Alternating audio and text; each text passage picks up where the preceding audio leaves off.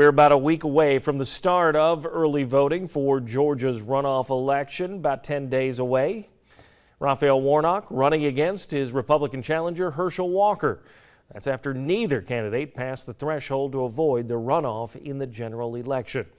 There was previously potential for Georgia to be the state that would be deciding which political party has a majority in the U.S. Senate.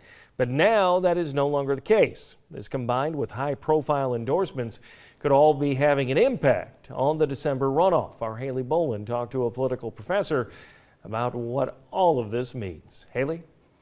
That's right, Mike. So Georgia is no stranger to elections with high stakes, but now a lot of that pressure has been removed off of the race between Senator Raphael Warnock and Herschel Walker after Democratic victories in Senate races in Nevada and Arizona, allowing Democrats to retain control of the chamber. But an important endorsement for Herschel Walker could also be at play when it comes to voter turnout this December. Former President Donald Trump reiterating his support for Walker during his own 2024 presidential campaign announcement. Dr. Joshua Kennedy, a politics professor at Georgia Southern, says this endorsement may not go the way Walker hopes. I do think that there's a potential effect from President Trump's announcement, just because that raises the stakes somewhat, but I think it raises the stakes more for people who are opposed to him.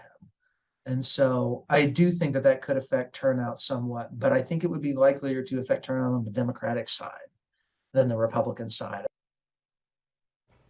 Now that the Senate majority has been decided, Dr. Kennedy also says some voters could lose their motivation to get out to the polls.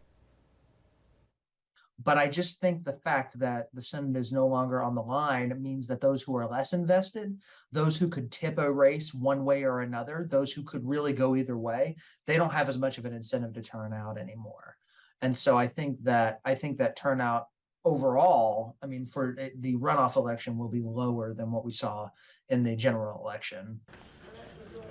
Dr. Kennedy says he sees runoff elections becoming a more popular trend in Georgia, in that there's potential for them to become increasingly more common in future elections, particularly in races for federal offices. Now, while Georgia will no longer decide the Senate majority, it will decide how big the Democrats' majority will be. The runoff election is December 6th. Mike.